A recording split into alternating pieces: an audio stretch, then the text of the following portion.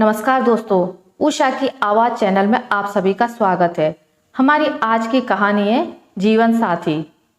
मानसी जी पलंग पर बैठी बहुत ध्यान से टीवी पर रामायण देख रही थी। पति मनन अपनी आराम कुर्सी पर बैठे अखबार पढ़ रहे थे। मानसी जी पूरी तरह से रामायण में डूबी हुई थी। अचानक से कट की आवाज़ आई और टीवी एकदम बंद हो गया। मानसी जी एकदम चौंक गई। नजर सामने पड़ी तो बहू तमन्ना के हाथों में रिमोट था और टीवी उसने ही बंद किया था। मानसी जी ने हैरानी से पूछा, क्या हुआ तमन्ना, टीवी क्यों बंद कर दिया तुमने? मानसी जी कुछ और बोलती उससे पहले ही तमन्ना की आवाज़ आई, मम्मी सारा दिन टीवी चलता रहता है, कितना बिजली का बिल आता है, थोड़ा कम देख लिया करो। मानसी जी को कुछ समझ ही नहीं आया कि बहू क्या बोल रही है और क्यों गुस्से से लाल हो रही है।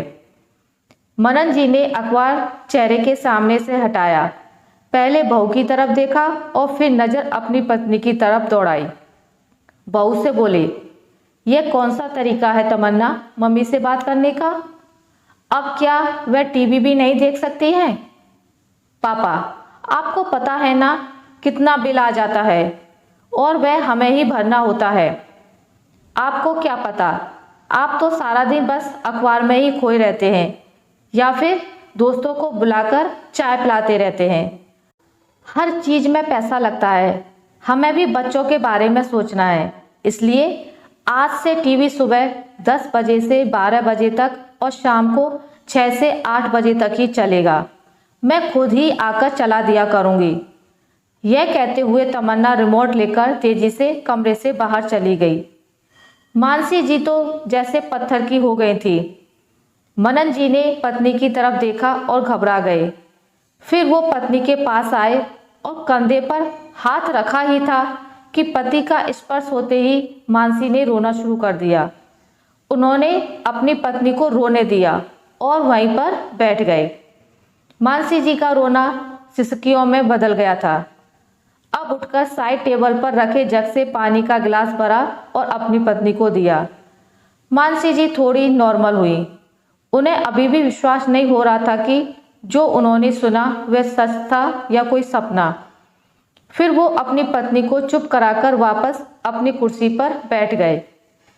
पत्नी को इशारा किया कि वह थोड़ी देर लेट जाए और खुद कुर्सी के पीछे पीठ लगाकर आंखें बंद करके गहरी सोच में चले गए। समझ में नहीं आ रहा था कि अब क्या होगा। एक तूफान आया और सब तितर बितर कर दिया और अब पीछे छोड़ गया अनकहा दर्द। पत्नी की तरफ देखा तो वह भी आंखें खोले छत की तरफ देख रही थी। घर की हवा में बदलाव तो पिछले 2-3 महीनों से ही महसूस कर रहे थे। बहू का बिना बात के चीखना, बेवजह चिल्लाना। पहले बेटा आते जाते मिलता था, पर अब तो केवल डिनर टेबल पर ही दिखता है।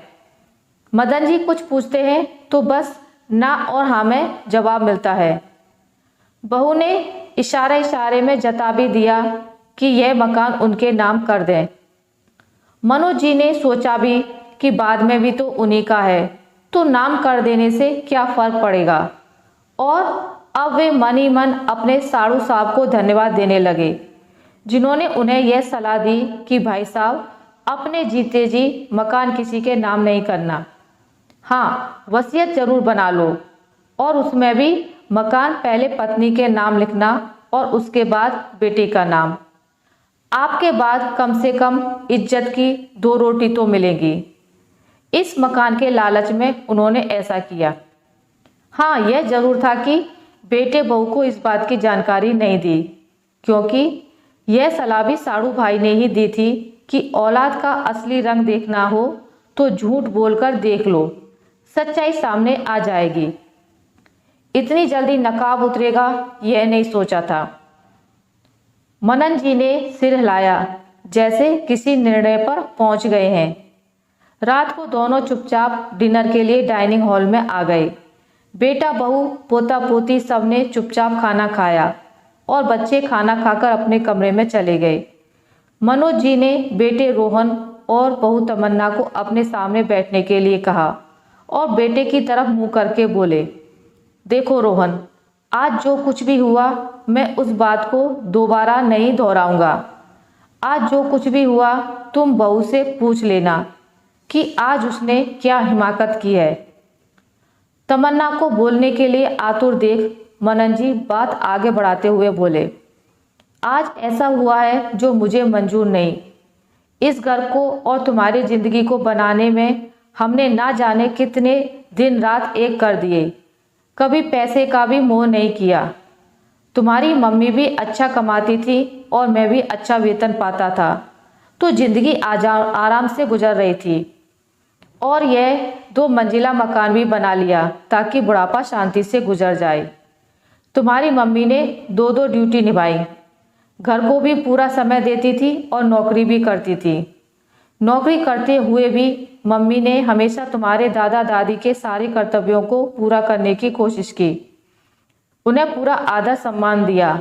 और आज जब उसके आराम करने का समय है तो उसका टीवी देखना भी तुमको भारी पड़ रहा है। घर के खर्चे का जो सुनाती हो तमन्ना, तो फिर आज सुन लो। घर का पूरा खर्चा मैं उठाता हूँ।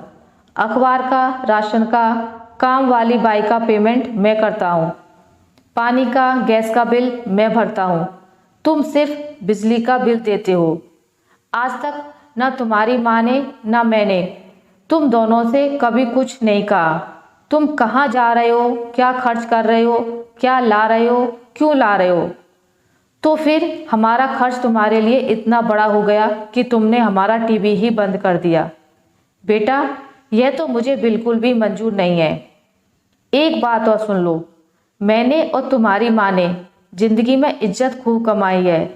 अब अगर घर में मेरी या मेरी पत्नी की बेइज्जती होगी तो मैं बिल्कुल बर्दाश्त नहीं करूँगा। इसलिए मैंने आज यह फैसला किया है कि या तो तुम ऊपर की मंजिल पर शिफ्ट हो जाओ और मुझे हर महीने 45,000 किराया दो, या फिर कोई दूसरा मकान ढूंढ लो। मैं ऊपर की मंजिल किराए पर चढ़ा दूंगा, जिससे हमारा काम बहुत अच्छे से चल जाएगा। हम दोनों की पेंशन भी आती है, तो पैसे की तो कोई चिंता ही नहीं है। अच्छा हुआ अभी मैंने यह मकान तुम्हारे नाम नहीं किया, वरना हमें तो बेघर करने में तुम्हें एक दिन भी ना लगता। आज पता चला कि समझदार लोगों से दोस्ती करने का क्या फ़ायदा होता है। आज 10 तारीख है और 30 तारीख तक सोच करके जवाब दे देना। मैं उस हिसाब से आगे के लिए सोच लूँगा। अब फैसला तुम्हें लेना है। चलो मानसी। कहते हुए मनन जी उठे और पत्नी का हाथ पकड़कर अपने कमरे की तरफ बढ़ गए, बिना यह देखे कि जो कुछ भी उन्होंने कहा है उसका असर दोनों पर क्या हुआ होगा। आशा करती हूँ आपको मेरी आज की कहानी अच्छी लगी होगी। अगर आपको मेरी ये कहानी अच्छी लगी है तो इसे लाइक करें, ज़्यादा से ज़्यादा शेयर करें, और अगर आप मेरे चैनल पर नए हैं तो इसे सब्सक्राइब करना ना भूलें। मिलते हैं एक नई कहानी के साथ, तब तक के लिए नमस्कार।